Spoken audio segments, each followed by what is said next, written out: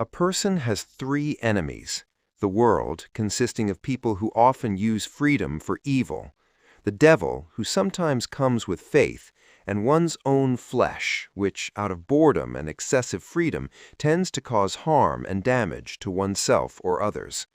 Only the person has the choice to let enemies get close or to keep them under special control. Help this channel grow. Like the video, try the new Hype feature, leave a comment, and subscribe for more stories. This helps us a lot. Thank you. Early in the morning on June 20th, 1996, at 2 a.m., an ambulance crew was driving down the exit from Interstate 476. Local residents called this road the Blue Route. The exit led to Marple, a small town in Delaware County, Pennsylvania. As they turned, something caught their attention. A lone blue Honda Civic with the driver's door wide open stood on the roadside. It was a bit strange, so the medics stopped to check if the driver needed help.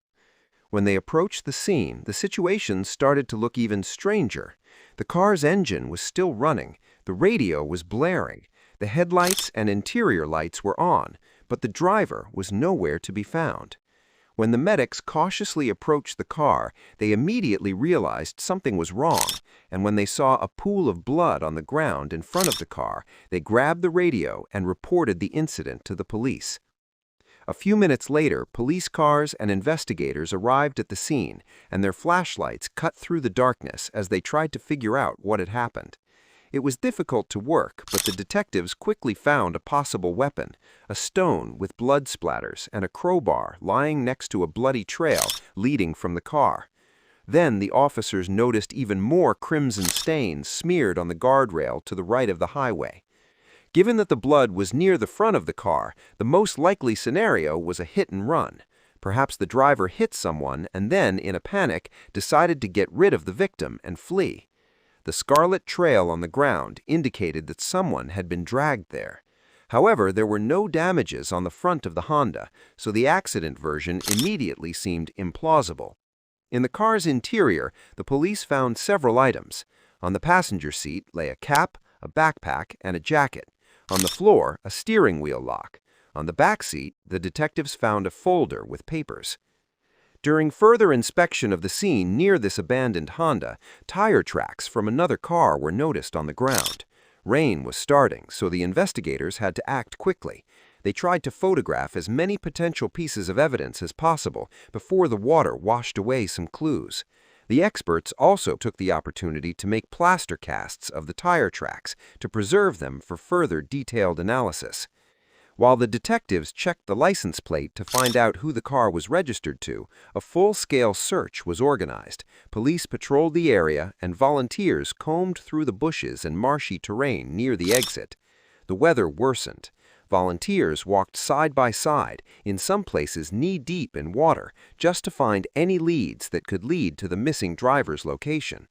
Ultimately, the search led to a pair of white sneakers and underwear found about 800 meters from where the car was discovered. No one knew if these items had any connection to the abandoned car, especially since the items were completely dry, not soiled with mud or dust, even though it had rained outside. In any case, they were bagged and sent to the forensic lab. By that time, the investigators had already established the name of the blue Honda Civic's owner.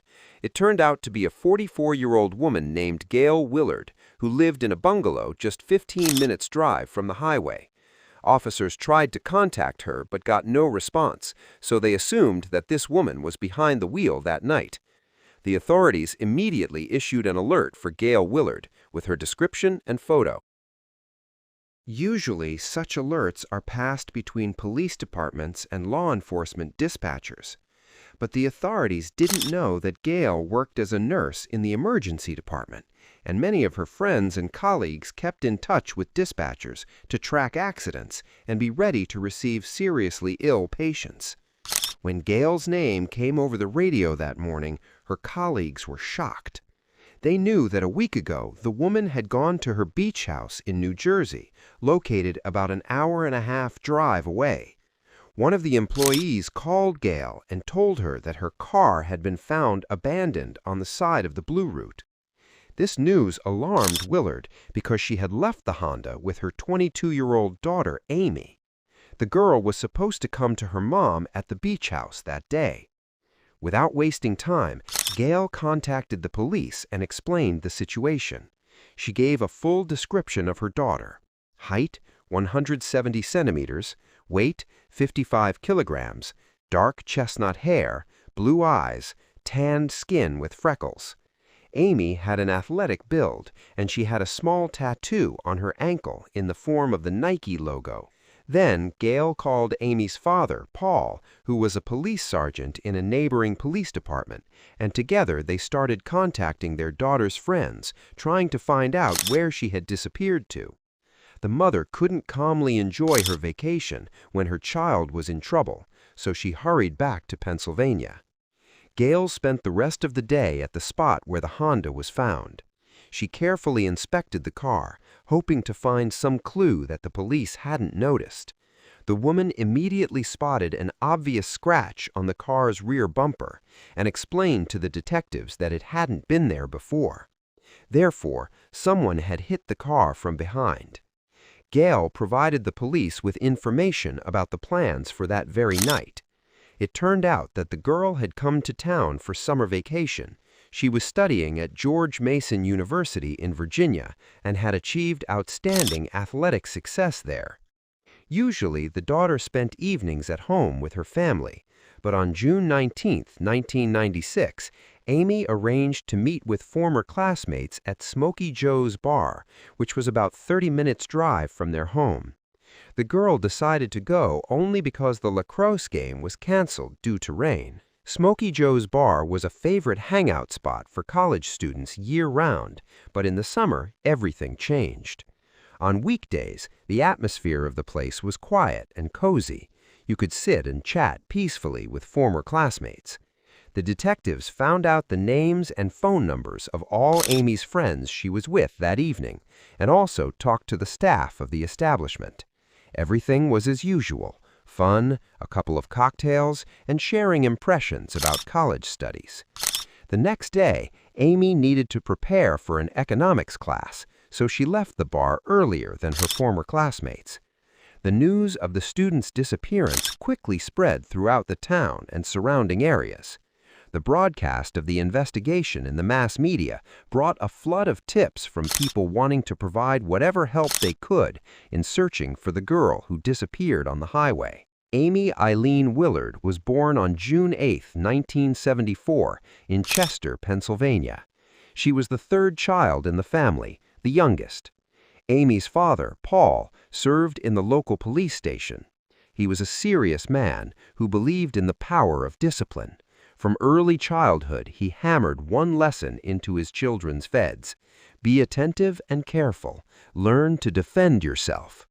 For Paul, these were not just words. Due to his job, he knew how cruel the world around could be. Amy's mother, Gail, worked as a nurse in the emergency department and saw how fragile human life is.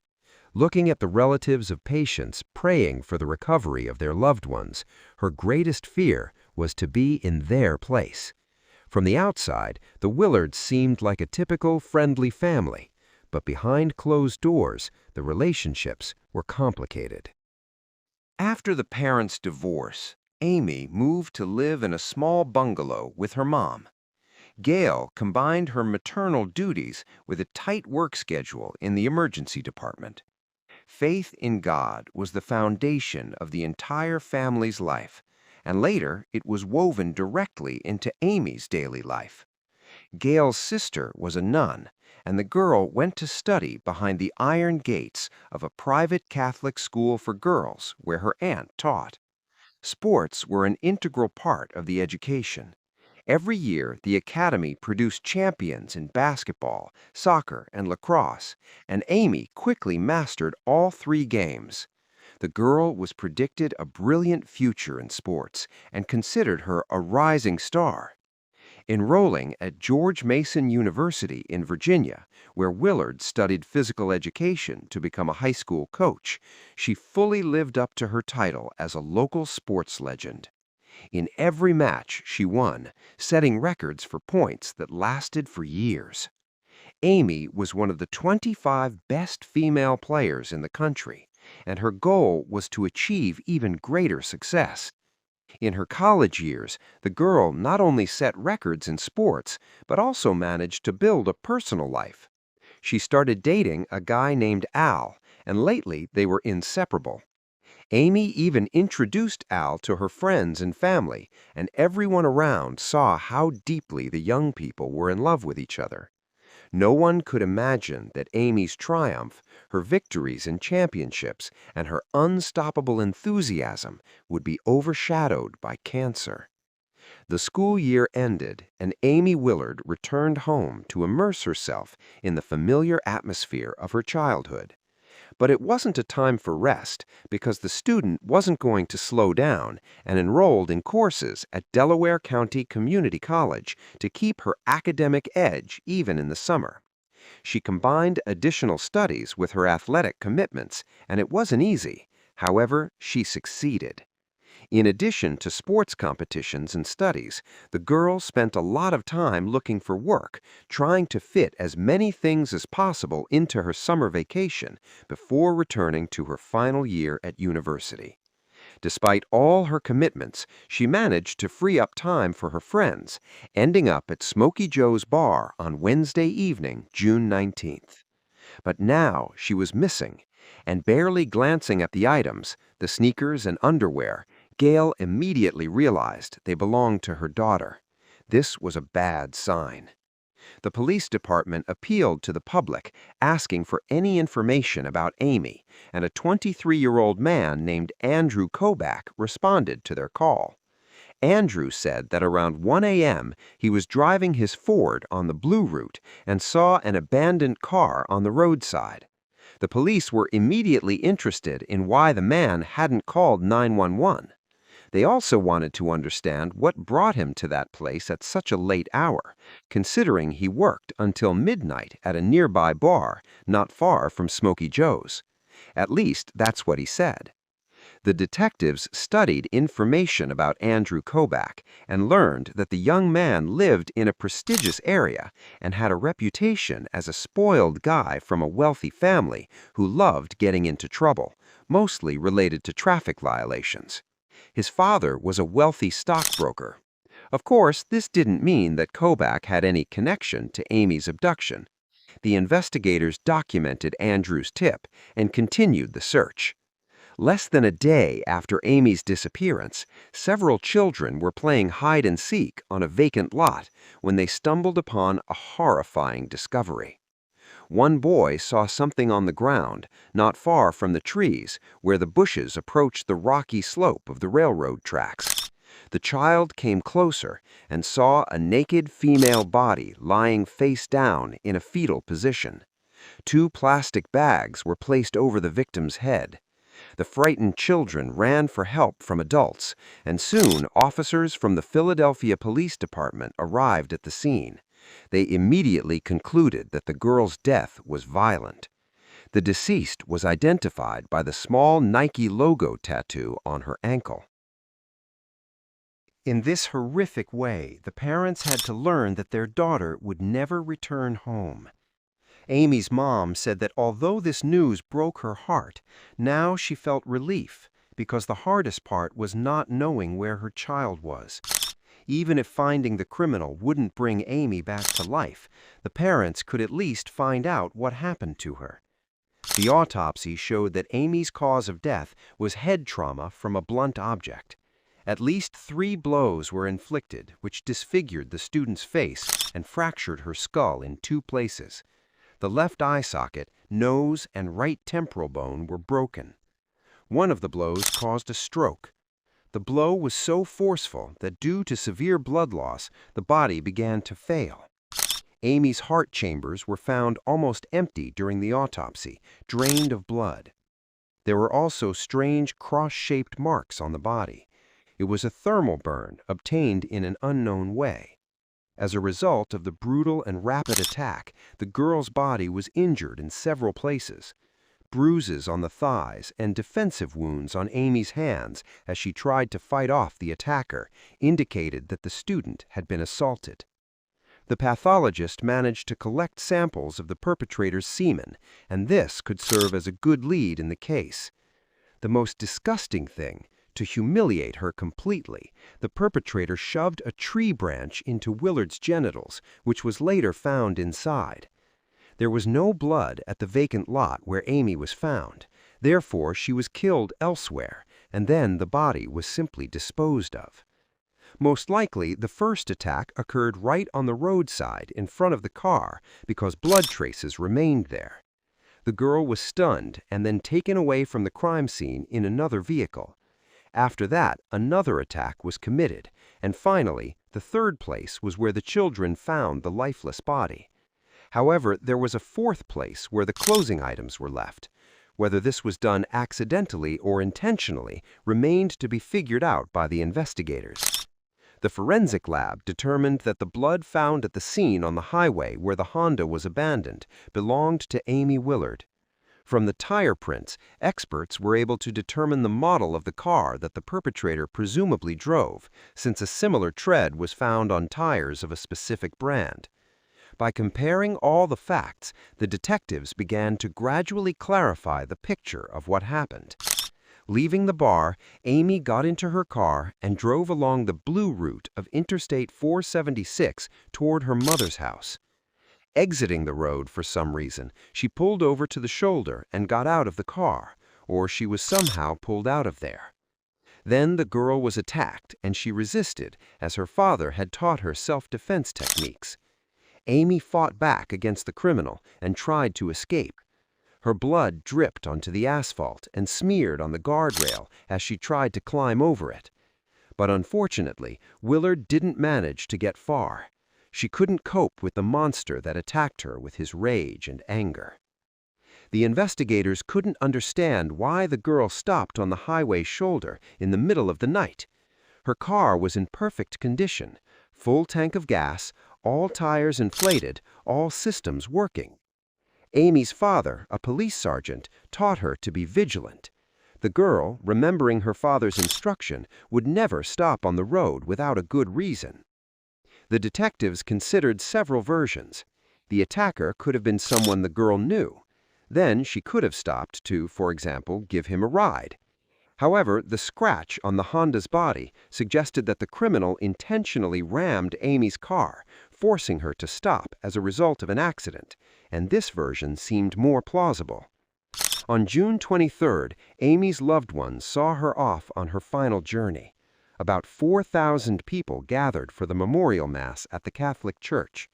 The service time had to be extended so that all who wished could say goodbye to the deceased student and pay their respects.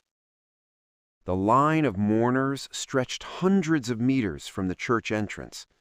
Her university teammates built a canopy over Amy's coffin from their lacrosse sticks to honor her achievements in lacrosse. Sports were Willard's life, and now, after death, other athletes stood guard of honor by her coffin. Everyone was crying. They had truly lost a future star, lost a friend, a family member, and it was very hard to realize that no one would ever hear Amy Willard's happy, ringing laughter again. Everywhere there were flowers, candles, and photographs, as well as Amy's sports attributes, lacrosse sticks, and her team's jerseys. Another memorial was created at the highway exit, where local residents left flowers, notes, and cans of Coca-Cola, the deceased girl's favorite drink. Without any other suspects at that moment, the detectives returned to Andrew Kobach. They found out that the guy dreamed of joining the fire department but wasn't accepted. Then Andrew decided to impersonate a police officer.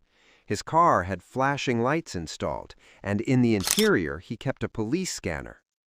According to friends' stories, the young man sometimes put on a police uniform and stopped law-abiding drivers who didn't suspect a trick. After high school, Andrew worked in several local bars and restaurants, but at the time of the attack on Amy, the guy was unemployed, so his story about returning after a shift at the bar was made up. Andrew impersonating a police officer could have stopped Amy's car at night and taken advantage of her willingness to obey the law. Kobach was called to the station to give a statement, and he allowed the officers to search his car without a warrant. During the search in the glove compartment, the detectives found a powerful flashlight and handcuffs. The car's interior was dirty, except for the rear part, which had apparently been recently cleaned. Sensing trouble, Andrew stopped the search and told the police he would hire a lawyer. However, the authorities were determined to see the case through. They obtained a warrant to search the house where Kobach lived and his car. The guy also had to provide a blood sample for a DNA test. Although Andrew denied any involvement in the attack on Amy and insisted on his innocence, the prosecutor was already ready to take the case to court. This story was in all the news. Previously, residents of the prestigious area had never encountered anything like this. Andrew's parents' house was searched. His car was towed to the forensic lab. But when the experts looked at the tires, they realized the wheels were different. Nothing was found in the car or at home that could help the investigation. By November, the case had reached a dead end again, because Andrew's DNA didn't match the DNA found on Amy's body. The perpetrator's DNA profile wasn't in the Pennsylvania State Database at all. All suspicions were officially lifted from Andrew Kobach, although he fit the role of suspect in the attack on the student like no one else. Local residents, learning that someone could impersonate police officers, were concerned and outraged. The Pennsylvania senator had to introduce new laws prohibiting unmarked police cars from stopping vehicles for traffic violations. While the investigation was ongoing, another alarming incident occurred on September 23rd. A woman contacted the police and reported an attack that happened on Interstate 476 on the same section of highway known as the Blue Route. She was driving when another vehicle forced her to pull over to the shoulder. A man in a ski mask and dark clothing opened her car door and pulled her from the driver's seat. The woman was injured. However, after studying the details, the detectives concluded that this attack was in no way related to the murder of Amy Willard. But now the investigators stuck to the version that the student could indeed have been attacked by a police officer or someone impersonating a law enforcement officer. Reviewing old cases, they discovered another incident that occurred in 1994 when a woman was stopped by a man with a flashing blue light on the roof of his car. He demanded her driver's license, but when she pointed out the absence of a police uniform, the stranger got angry and punched her in the face, then tried to pull her out of the car.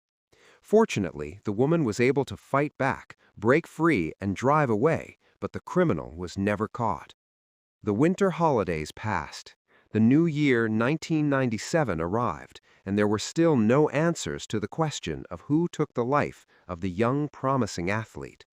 The Willard case was shown in an episode of the show Unsolved Mysteries, but that didn't yield any results either.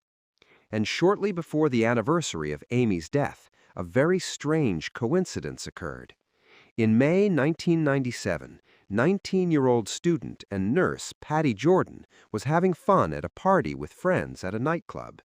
It was already past midnight when she said goodbye to everyone and headed home alone. On the way, the girl noticed bright headlights in the rearview mirror. An unfamiliar car was following her, getting very close. When Patty tried to pull away by running first a yellow and then a red light, the pursuer did the same. When the girl changed lanes or accelerated, the unknown car repeated the maneuvers until it hit the rear of her body. Patty was shocked when the driver approached her car at a traffic light and started yelling through the open window that she had crashed into his car. He gestured for her to pull over to the shoulder and stop, but the frightened girl continued driving and headed toward the police station. At that moment, the stranger cut her off and overtook her, so the student was able to see his license plate. It was Pennsylvania plates. Patty didn't stop because she sensed the danger emanating from the strange man. Returning home, she told everything to her father. By a strange coincidence, the girl's father also served in the police. He used the National Crime Information Center to check who the car with the license plate his daughter remembered was registered to. Further investigation showed that the car's owner was a 38-year-old black man named Arthur Bomar. Of course, this story immediately attracted the attention of the detectives handling Amy Willard's case. They checked this person's background and found out that he had a rich criminal history, including violence against women and intentional homicide. When Arthur was only 19 years old, he got into a fight over a parking spot with a man. Then, during the argument, Bomar pulled out a gun and shot his opponent. He was charged and sentenced to life imprisonment. However, Arthur was released from prison after just 11 years. For some inexplicable reason, the parole board thought it would be a good idea to release this monster into society. In 1990, he got out of prison and moved to Pennsylvania. Just a few months after his release, Bomar was back in prison after pulling a woman out of her own car and attacking her right on the street. He was arrested and was supposed to be sent back to prison in Nevada, but the woman he attacked died under circumstances unrelated to Arthur, so the case was dropped. The criminal was free again. The investigators tried to find Bomar, but he wasn't at home or at work, and no one knew where he was. Fortunately, the police didn't have to wait long, because just a couple of weeks later, on June 5, 1997, a woman called 911 and reported an intruder trying to break into her apartment. When the police arrived, they found a man who introduced himself as Peter Thomas, but fingerprints later confirmed that it was actually Arthur Bomar, who had given a different name. He was arrested on an outstanding warrant for violating parole conditions and criminal trespass. It turned out that Arthur was driving a stolen Honda. He had simply switched the license plate from his old Ford. The detectives found out that the Honda previously belonged to a 25-year-old young woman named Maria Buenas, who was missing.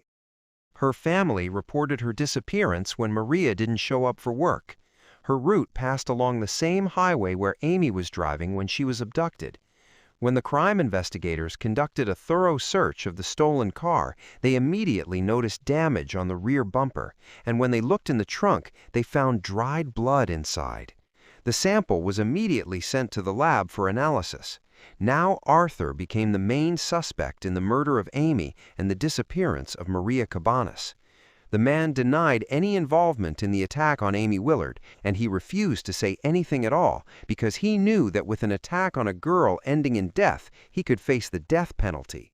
However, Arthur admitted that that night he was with friends at a birthday party. He didn't say anything more.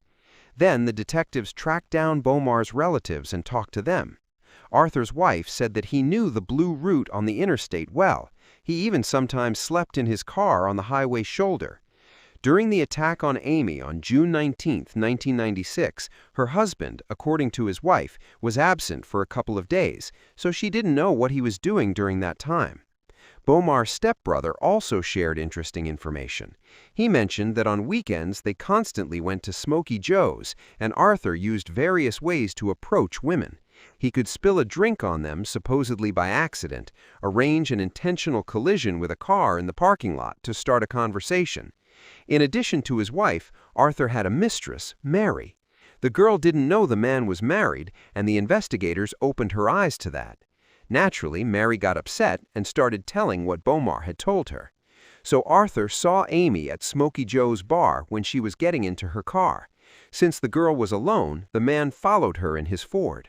On the blue route, he cut off her car and ordered her to stop, showing a fake police badge. Amy got angry and doubted that Bomar was a real police officer.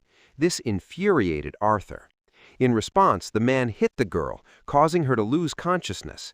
He pulled her out of the car and put her in his vehicle.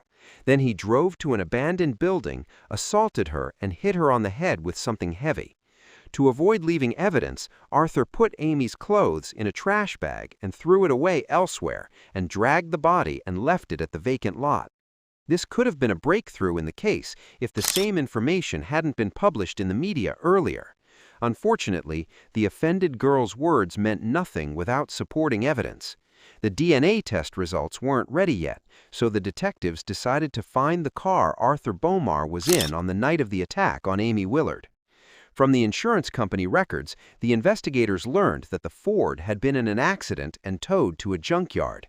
Experts confirmed that the tire treads matched the wheel prints at the crime scene, but there was no evidence in the form of blood or DNA inside the car. Because it had stood without a roof for several months, everything inside was destroyed by various weather conditions. Moreover, Arthur had worked in a hospital for some time and surely knew how to get rid of bloodstains. The detectives didn't give up and dismantled the car into parts. Once again, more carefully studying the photos and examining the cross-shaped marks on Amy's body, they concluded that at some point the perpetrator's car drove over the girl's remains and stopped in the area of her chest and abdomen. The thing is, the oil pan of the car had exactly the same pattern as the thermal burns on Amy's body. When the investigators removed one of the door panels, they saw brown drops resembling blood on the metal part. Experts took a sample for analysis and sent it to the lab to determine the DNA profile. All that remained was to wait for the expert results. The expert report provided the necessary evidence to press charges. The blood found in the trunk of the Honda stolen from Maria matched the owner's DNA, and the blood found on the door panel of the old Ford matched Amy Willard's DNA. The DNA extracted from the semen during the girl's autopsy confirmed Arthur Bomar's involvement in her murder. On December 10, 1997, Arthur, already in custody, was charged. However, despite the irrefutable evidence, the man refused to admit his guilt. A month later, he tried to commit suicide in his prison cell using a bedsheet, but the fabric couldn't hold his weight, and in the end, Bomar survived. Arthur faced the death penalty, but Gail Willard, Amy's mom, stated in the media that this man's death wouldn't resurrect her daughter. The woman didn't want Bomar's parents to experience the same pain she did, losing their child. It's worth noting that Gail showed compassion not to the criminal himself, but to his relatives. On the other hand, Amy's father, Paul, said that when the time comes to carry out Arthur's death sentence, he would like to sit in the front row. Bomar's trial was scheduled for September 1998. The trial attracted heightened media attention. The courtroom was filled with spectators. Amy's loved ones sat in the front rows. The family and friends wore specially designed T-shirts with a large sunflower on the chest in memory of the deceased, similar to the one the girl wore on the night of her tragic death. The sunflower became a symbol of Amy's life and hope for justice. Unfortunately, the judge believed that in this way the relatives and friends could influence the jury. So they were asked to remove the sunflower T-shirts, cover them with other clothing, or leave the courtroom altogether. This was very unpleasant because besides the T-shirts, the prosecution had more substantial evidence, such as DNA. But those present had to comply. Some simply turned their clothes inside out, others threw on coats to simply cover the sunflowers. However, this didn't save Arthur Bomar from a guilty verdict and the death penalty. Throughout the trial, the defendant had to be restrained due to frequent outbursts of anger. After the judge read the verdict, Bomar even folded his fingers, imitating a gun, and pointed it at Amy's relatives sitting in the front row. Judging by his behavior, this person shouldn't have been released from prison at all. Arthur's relatives also didn't behave in the best way. Many members of his family were very upset by this outcome of the case. They were more concerned about Arthur's life than the fact that a young student had suffered at his hands, and possibly several other people. When the relatives left the courtroom, reporters approached them.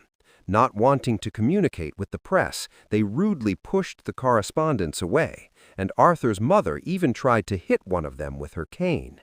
As they say, the apple doesn't fall far from the tree.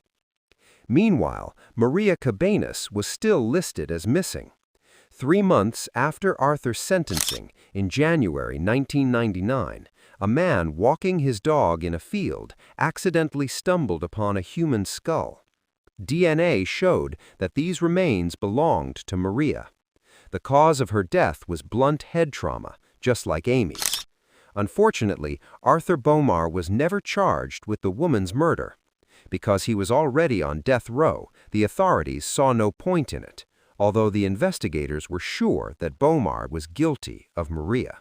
A person has three enemies: the world, consisting of people who often use freedom for evil; the devil, who sometimes comes with faith; and one's own flesh, which, out of boredom and excessive freedom, tends to cause harm and damage to oneself or others.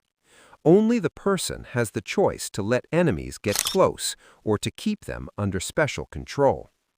If you have finished watching, you are a real fan of true crime. Subscribe to the channel, turn on the bell notifications, and put the like.